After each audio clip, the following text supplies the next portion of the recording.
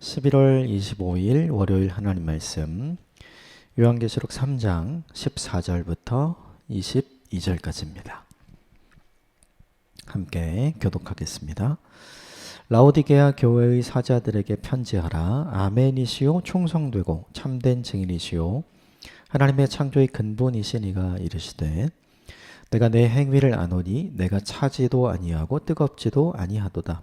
내가 차든지 뜨겁든지 하기를 원하노라.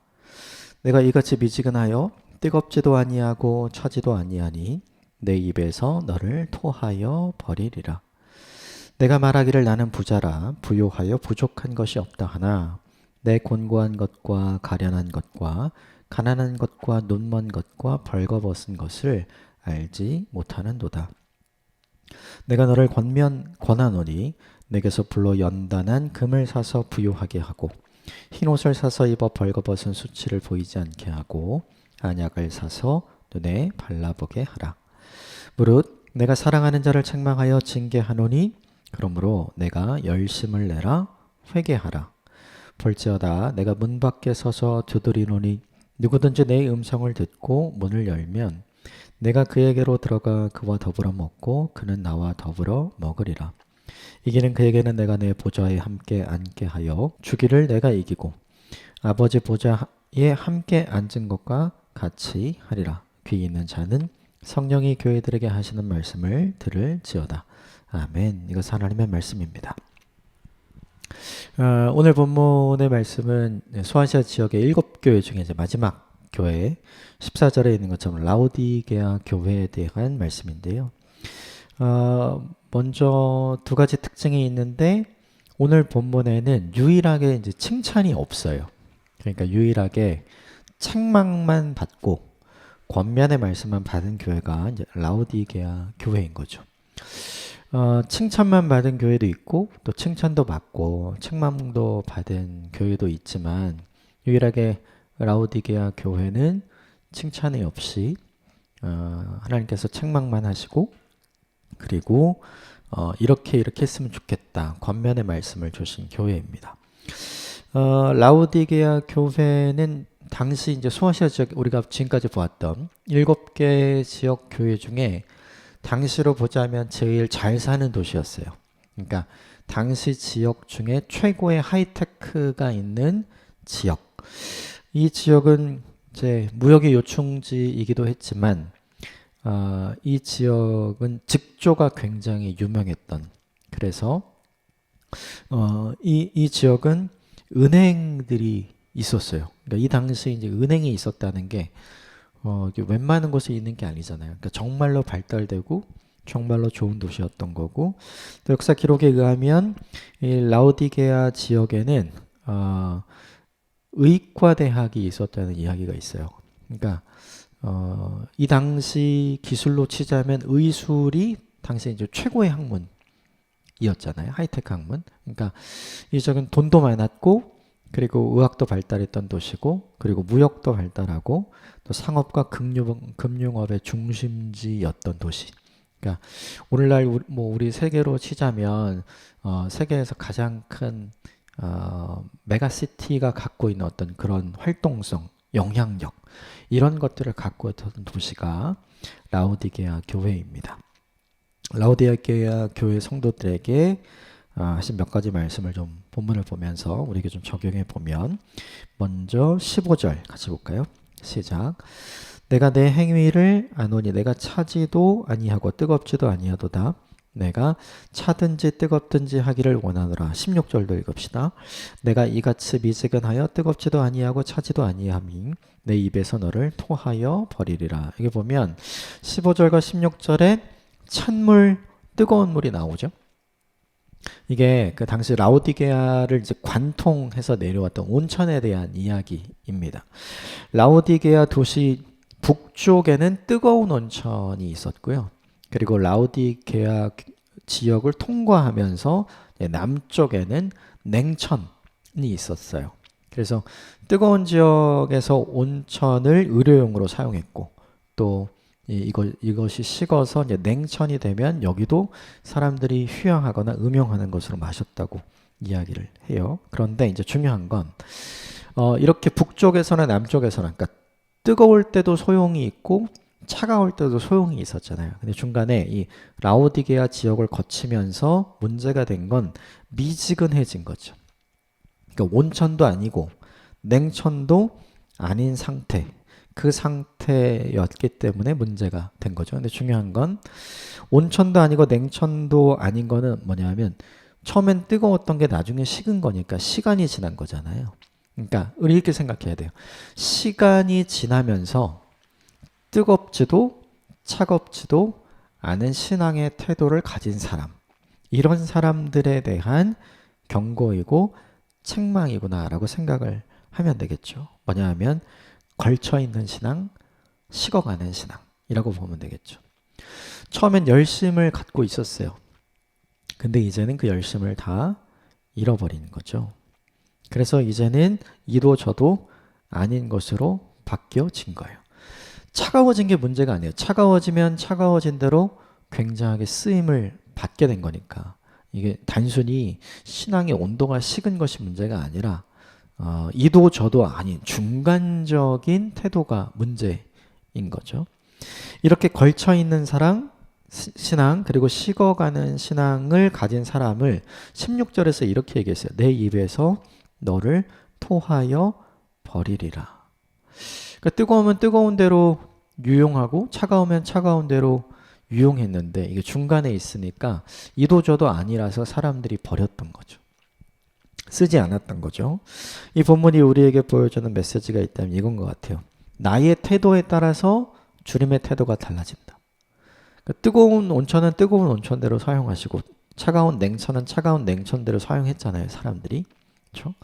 그러니까 우리의 하나님을 향한 신앙이 뜨겁든지 아니면 아주 차갑든지 이 차갑다는 게 나쁘다는 뜻을 의미하는 게 절대로 아닙니다. 뜨겁다는 게 열정을 의미한다면 차갑다는 것은 하나님을 아는 정확한 바른 복음과 지식을 의미하는 쪽이 훨씬 가깝겠죠. 이런 태도, 이런 이도 저도 아닌 이런 태도는 주님께서 우리로 하여금 토하게 하신다. 애매한 상황이 되는 거죠. 주님이 사용하시기도 그렇고 주님이 버리시기도 그럴 때는 그냥 토해버려서 제껴버린다는 이야기가 되니까 이 본문이 우리에게 보여주는 건 뭐냐. 이도저도 아닌 걸쳐있는 신앙은 되지 않는다. 차갑든지 뜨겁든지 둘 중에 하나가 되어야 주님이 사용하실 수가 있는 거죠. 그러므로 이 본문이 우리에게 보여주는 중요한 메시지가 있다면 이것인 것 같아요. 신앙의 차가움과 뜨거움을 이렇게 생각하시면 좋을 것 같아요. 칼라. 신앙의 칼라라고 생각하시면 좋을 것 같아요. 우리나라에도 순복음 쪽의 영향을 받은 교회들은 대부분 굉장히 뜨겁잖아요. 그렇죠? 그런데 이제 장로교 쪽의 영향을 받은 사람들은 뜨겁지 않고 굉장히 말씀을 중요시하고 굉장히 냉철하거든요. 이렇게 보시면 좋을 것 같아요. 그러니까 뭐 뜨거워져서 차가워지는 게 문제가 아니라 이제 중간에 이도 저도 아닌 상태로 있는 무언가 하나를 추구하고 신앙의 칼날을 갖지 않은 이런 상태를 보시면 그러면 좋을 것 같아요. 이 신앙의 회색지대에 있는 사람들, 이 사람들을 주님께서 어떻게 하시냐면 토하여 버리리라 이렇게 이야기하는 거죠. 그렇다면 신앙에 있어서 회색지대, 중간지대는 없다는 걸 알려주죠. 걸쳐있는 신앙은 없는 거예요. 뭐냐면 제대로 된 칼날을 내는 신앙이 중요하다. 그래야 하나님이 사용하신다. 이 본문이 우리에게 알려주죠. 두 번째 책망의 내용이 17절에 나오는데 17절 같이 읽겠습니다. 시작. 내가 말하기를 나는 부자라 부요하여 부족한 것이 없다 하나 내 곤고한 것과 가련한 것과 가난한 것과 눈먼 것과 벌거벗은 것을 알지 못하도다. 라오디게아 성도들이 말하기를 스스로 나는 부자다. 부여해서 부족한 것이 없다. 물질적인 것을 이야기하는 거겠죠. 하이테크 도시였고 은행이 있었고 그리고 대학이 있을 정도의 도시였으니까 사실은 굉장히 발전한 도시 안에서 굉장히 부유하게 많은 것을 누리는 사람들이 분명히 있었던 거는 맞는 것 같아요. 그런데 중요한 건 그게 아니라 그 다음이죠. 내 곤고한 것과 가련한 것과 가난한 것과 눈먼 것과 벌거벗은 것을 알지 못하노다. 물질적으로는 외적으로는 굉장히 충만하고 충분했던 거예요. 그런데 그 안에 내면은 완전히 달랐던 거죠. 그러니까 외적인 모습은 굉장히 화려했는데 내적인 모습은 정말 깡통 상태였던 거예요. 영적인 빈곤 상태에 있었던 거죠. 그런데 가장 중요한 건 이거를 알지 못한다. 사람들은 겉모양만 보고 있었던 거죠. 겉은 굉장히 화려하고 좋았어요. 사람들은 어떻게 생각했을까요? 이것 모두 다 하나님이 주신 은혜야. 이것으로 충분해 라고 생각을 했겠죠. 그런데 하나님이 보실 때는 그것으로 충분하지 않았어요. 왜냐하면 그의 속이 깡통이었기 때문에. 그의 속이 하나님의 말씀으로 채워지지 않았기 때문에. 쉽게 말하면 이 라오디게아 교회의 성도들의 신앙은 뭐였냐면 물질 만능주의 신앙이었던 거죠. 예수는 분명 복음서에서 하나님과 돈을 같이 섬길 수 없다. 두 주인이 될 수 없다. 이렇게 이야기를 했어요. 근데 라오디게아 교회는 쉽게 말하면 돈을 섬긴 이것으로 충분해 라고 생각했던 사람들이었던 거죠. 문제는 이건 것 같아요. 스스로 괜찮다고 부족함이 없다고 생각했지만 하나님이 보실 땐 아니었죠. 그럼 누구의 관점이 더 중요한가? 이게 되게 중요하죠. 병원에 가기 싫어하는 사람들은 나는 괜찮다고 얘기해요. 근데 주변에 있는 사람들은 너 병원 가봐야 돼 라고 이야기하는 경우가 굉장히 많잖아요. 또 전문가를 만나서 의사를 만나서 그렇게 이야기하는 분들도 많아요. 제 병원 제가 잘 알아요. 이렇게 얘기하는 사람들이 있죠. 근데 이제 전문가 의사의 입장에서 보면 잘못된 방식으로 알고 있는 경우가 너무 많거든요. 그래서 오히려 병을 더 악화시키고 오히려 자기의 생명을 스스로 줄여가는 사람들이 얼마나 많은지 우리 그런 얘기 많이 듣잖아요. 오늘 본문에 등장하는 라오디게아 교회의 교인들이 바로 그런 거였죠. 그렇다면 왜 자신을 모르는 걸까? 어떻게 하면 자기를 모를까요? 거울을 보지 않으면 자기 모습이 어떤지 모르잖아요. 그럼 어떻게 하면 우리 내면이 비었다는 걸 알지 못할까요? 우리의 내면에 거울을 비춰본 적이 없는 거죠. 이 거울의 역할을 하시는 분이 누구예요? 하나님이죠. 기록된 말씀. 그러니까 라오디게아 교회 성도들은 교회에 당은 있고 그리고 성도들은 있고 예배는 있고 찬송은 있지만 중요한 게 빠진 사람들인 거죠. 왜냐하면 말씀이 없는 사람들, 예수가 없는 사람들, 그냥 모여있는 사람들이었을 확률이 굉장히 커요. 물론 처음에는 그렇지 않았겠죠. 처음에 물이 뜨거웠던 것처럼. 근데 시간이 지나면서 그들이 어떻게 됐냐 하면 예수가 사라진 모습으로, 말씀이 사라진 모습으로, 자기 자신을 성찰하지 않고 하나님 말씀을 묵상하지 않고 우리에게 필요한 성장과 성숙이 무엇인지도 알지 못한 눈을 가지고 살아가는 거죠. 그렇게 자기 자신의 내 내면의 거울을 들여다보지 않으니까, 말씀을 비추어 보지 않으니까 내 속이 얼마나 빈 깡통인지 알지 못하는 거죠. 그러니까 계속 눈은 갖고 있지만 바르게 보지 못하는 거죠. 여러분, 이게 사실 우리에게 되게 중요해요. 누가 우리를 가장 잘 아는가? 스스로는 어떻게 얘기했냐면 나는 부자예요. 부유해서 부족한 것이 없어요. 나는 더 필요한 것이 없어요. 이거잖아요. 그런데 진짜 전문가이신 성령께서 오늘 라오디게아 교회에 말씀하시는 건 뭐예요? 너는 예수가 필요해.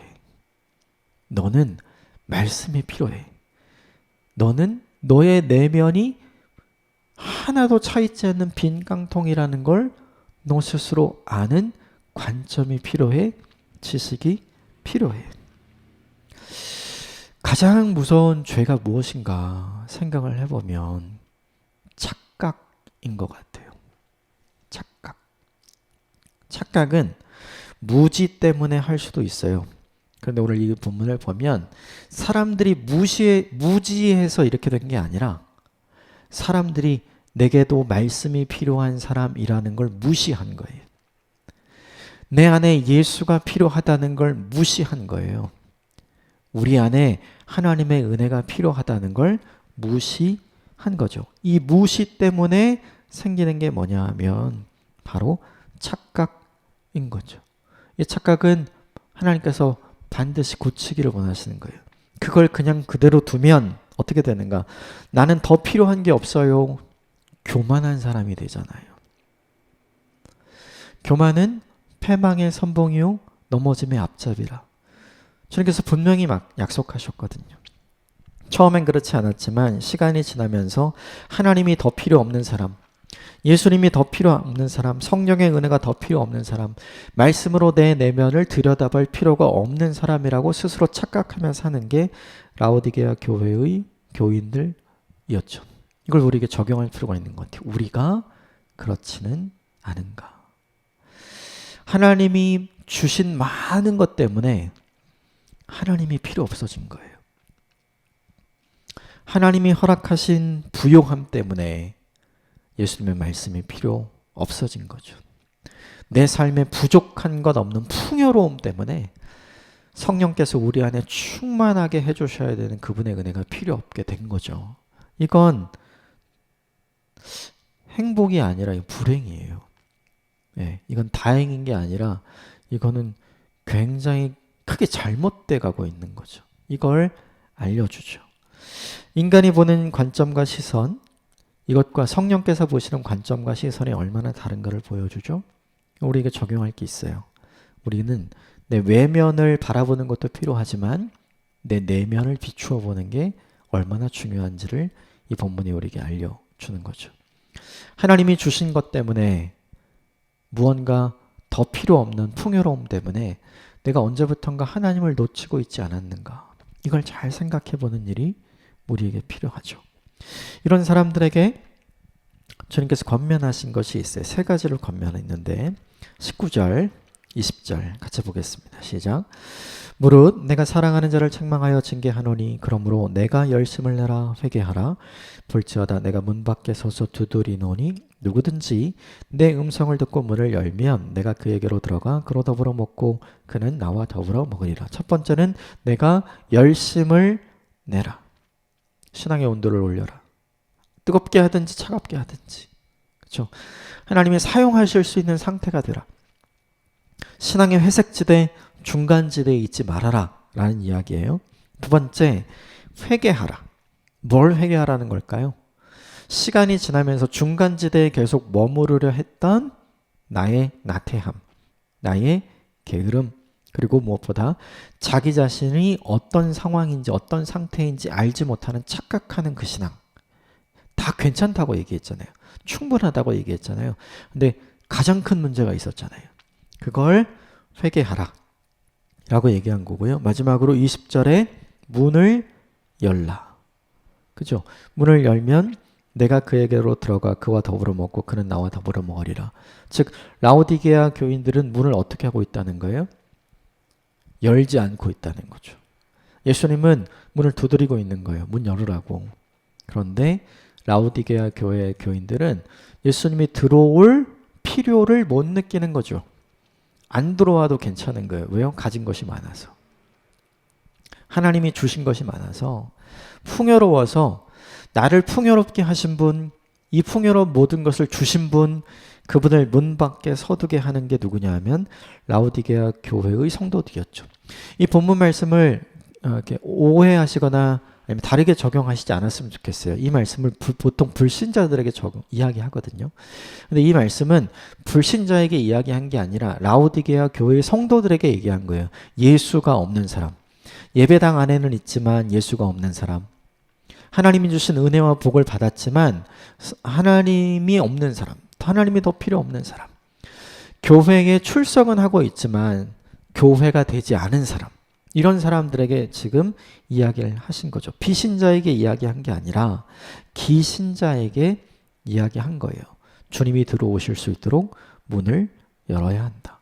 이 세 가지를 우리에게 좀 적용을 해보면 우리도 열심을 내야 하는 게죠. 우리가 신앙의 칼라, 우리가 뜨거운 신앙을 추구할 것인가 아니면 아주 차가운 신앙, 아주 지적이고 아주 선명하고 아주 분명한 이런 차가운 신앙을 선택할 것인가? 중간에 있으면 안 되고, 네, 이것도 하고 이것도 하고 이건 너무 좋겠죠. 우리가 추구하는 신앙의 방향이 있어야 된다는 거고, 두 번째는 뭐냐 하면 하나님이 내게 허락하신 것 때문에 중간에 회색지대에 있으려고 하면 안 된다는 거죠. 그리고 내가 나를 모른다는 걸 인정하고 회개해야 한다는 거예요. 그리고 무엇보다 마지막, 내 안에 주님이 충만히 계시도록 우리의 마음의 문을 열어야 한다는 거죠. 하나님의 은혜, 하나님의 도움 더 이상 나에게 필요 없어. 이미 많은 것을 주셨어. 이렇게 하면 안 된다는 거죠. 네. 하나님이 주신 것 때문에 하나님을 잃은 사람이 될 수 있기 때문에.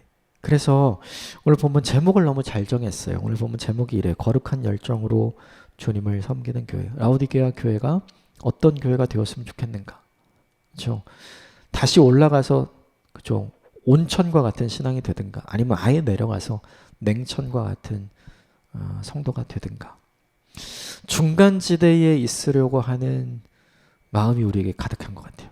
근데 오늘 주님은 선명하게 신앙의 방향과 칼날을 결정해라. 그리고 너 자신의 내면의 모습을 잘 들여다보라.